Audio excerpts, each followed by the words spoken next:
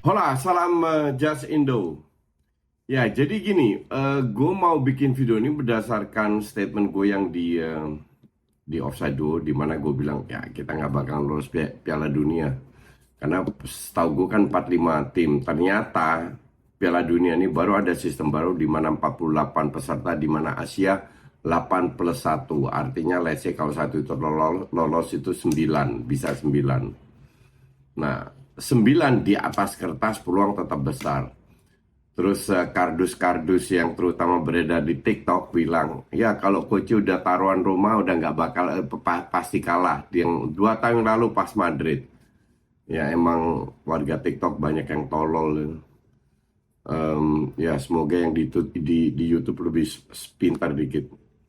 Kita realistis. Kalau lu tanya apakah kita bisa lolos, gue bilang tidak. Apakah gue mau Indonesia lolos? Dengan senang hati lolos, oke? Tim yang kita bentuk itu baru. Average umurnya 23-24. Artinya masih banyak yang harus kita pelajari. Oke? Satu. Kedua, kalau kedepannya, kalau lu bilang 2030, untuk gue masih lumayan realistis daripada sekarang. Ya, kembali lagi jam terbang. Strike itu main di Den Haag nyaris nggak pernah main. Jenner itu di U21, U23 FC Utrecht, Jong Utrecht, main di divisi 2 Belanda. Hubner U23 Wolves, main di Jepang sekarang untuk cari jam terbang. Tom Hai yang pemain ya paling senior yang terbaik lah. Main di Heerenveen Eredivisie, jam terbang tinggi, selalu jadi starter satu-satunya. Orat Manggun itu main di Fortuna Sittard, itu juga lebih ke subsnya. Fortuna Sittard itu juga Eredivisie tapi di papan bawah lah. Jadi hanya 2 pemain yang benar-benar punya pengalaman Eredivisie. Oke. Kita kembali lagi ke rank FIFA. Gue selalu bilang yang ikut lolos Piala Dunia selalu ini itu selalu dari tier 1, yaitu negara yang rankingnya 1 sampai 50, tier 1. Tier 2 adalah 50 sampai 100. Nah, dengan 8 tim atau 9 tim, itu kemungkinan ya pasti ada yang dari sini, tier 2. Kita itu di tier 3. Oke? Tier 3 100 sampai 150. Dalam sejarah ini ya klub negara Asia selalu dari tier 1, nah, nanti ada sebagian dari tier 2. Kita dari tier 3. What makes you think kita bisa lolos? Bukan nggak bisa, peluang ada, mungkin 1%, 2%. Kalau kita beruntung terus, lawan kita suek terus, baru kita bisa menang. Realistis nggak? Kan enggak. Sama sekali tidak. Nih, gue baru buka, gue cek ya. Rank FIFA. Jepang 18, Iran 20, Korea 22, Australia 23, Qatar 37, naik 21, untung 21 poin dia. Dari 58 ke 37 karena juara Asia. Saudi 53. Nah, dari tier 1 aja ada 1, 2, 3, 4, 5. 5 negara. Oke. Ini tier 2. Saudi 53. Irak 59, Uzbek 66, WA 69, Jordan 70, Oman 80, Bahrain 82, Cina 88, Syria 89, Palestina 97, Tajikistan 99. Ini tier 2. Itu ada berapa negara? Coba gue hitung tuh, 2, 3, 4, 5, 6, 7, 8, 9, 10, 11 negara. Ditambah tadi yang tier 1, 5 negara. Ya, 5 negara. Jadi 16 negara yang levelnya di atas kita di tier 2 yang sulit kita kalahkan. Oke. Kita ini sebuah proses di mana kita harus fokus untuk masuk ke tier 2. Yaitu kita harus bisa nanti menang lawan Irak, Uzbek, WA, Jordan, Cina, Bahrain. Ini level tier 2 yang gue bilang lama-lama kita bisa selevel dengan mereka. Berapa tahun ke depan, kalau tim ini dipertahankan dan mungkin ditambah lebih baik, kita bisa selevel dengan mereka. Oh ya, tier 3 itu Thailand 101, Kirgiz 104, Vietnam 105. Vietnam turun 11 poin by the way. Korea Utara 114, Lebanon 115. Kita lawan Lebanon aja terseok-seok belum tentu menang. India 117, Malaysia 132, Kuwait 137, Filipina 139, Turkmen 141, baru Indonesia 142. Naik 4 poin. Nanti kalau kita menang lawan Irak di kandang kita bisa naik ke 130-an. Oke, menang lawan Filipina which is di atas kita juga baru kita bisa masuk lagi ke ya mendekati mungkin mendekati 120. Artinya nggak realistis.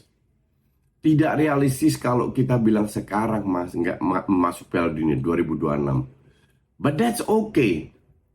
Karena ini sebuah proses. Jangan kalian terlalu jumawa, terlalu apa seolah-olah yang lu inginkan itu berdasarkan emosi, bukan berdasarkan realita yang ada di lapangan. Apakah kita bisa menang lawan tier 1? Ya bisa-bisa aja. Tapi kalau 10 kali main mungkin sekali menang, sekali seri, 8 kalinya kalah. Posisi kita itu seperti itu. Lu kalau lihat bandingin tier 1, tier 2 lah. Bandingin Irak aja. Yang dari tier 2 kayak apa? Pernah nggak kita menang lawan tim-tim tier 2? Sekarang gue tanya. Setahu gue belum pernah. Saudi, Irak, Uzbek, UEA, Jordan, Oman, Bahrain, bla bla bla. Setahu gue belum pernah. Lawan Thailand aja susah menang. Ya kan? Yang kita apalagi lu lihat yang langganan Piala Dunia. Oh, Irak, Iran, Korea, Australia, Qatar enggak. Qatar ini beruntung aja jadi juara Asia dengan banyak nggak jelasnya karena main di kandang sendiri, dapat penalti pula. Saudi masih kuat lah, masih oke. Itu pemainnya banyak yang main di Eropa, yang benar-benar level utama Eropa. Ya Jepang, Korea kalian tahu sendiri lah, nggak usah gue bahas. Iran pun demikian, Australia juga. Jadi ini tim-tim yang langganan yang susah kita geser. Tapi yang kita harus geser ya tim kayak Irak, Uzbek, ya bla bla itu yang punya peluang untuk eventually masuk. Kita tunjukkan lawan Irak. Kalau kita menang di kandang lawan Irak dan kita bisa menang, percaya diri sudah meningkat. Artinya kedepannya akan lebih gampang lah kalau kita konsisten. Ya. Jadi sekali lagi, there is no reason sama sekali untuk kita menang untuk kita bisa lolos ke Piala Dunia sekarang. Tapi kalau kita bicara 2030, di mana ya itu 6 tahun ke depan kan, di mana Jenner, Hubner, Marcelino, Arham, bla bla bla itu di usia matang, di usia peak. Apakah bisa? Sangat bisa. At least kita pada saat di 2030 kita sudah masuk ke tier 2 harusnya. Kita bisa bersaing dengan tim-tim kayak Irak, Uzbek, UEA, Jordan, Oman, Bahrain, Saudi. Kalau kita sana lebih bagus, bisa aja masuk ke tier 1 tapi di rank 49, 48. Nah, baru di situ kita bicara. Baru gue bilang mungkin peluangnya 40%, 30%, 50% lah kalau perlu. Tapi nggak sekarang. Jadi kalau kalian tetap yakin bisa, ya fine-fine aja. Gue harap kalian bener. Tapi nggak realistis. Ya. Dan nggak ada masalah juga kita nggak sekarang ikut. Nggak ada juga yang berharap kita lolos ke Piala Dunia. Terus kalau nggak lolos seandainya Sintayong gagal, ya kocak aja orang yang melakukan itu. Ini sebuah proses jangka panjang yang harus kita tempuh, harus kita jalanin. Sehingga kedepannya kita benar-benar bisa bersaing, bukan kebetulan. Oke, kayak lawan Vietnam. Orang bilang, oh iya menangnya adu penalti di Piala Asia. Nah oke. Kemarin menang, oh ya menangnya juga kebetulan ini itu. Terus di kandang Vietnam kebetulan apa lagi? Yang di kandang kemarin menangnya karena lemparan jauh. Kebetulan si pemain Vietnam salah passing masuknya.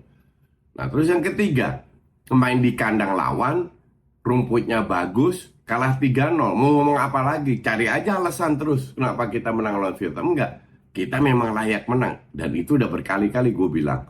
Nah sekarang tinggal lu harus menang lawan Irak. Lawan Irak menang.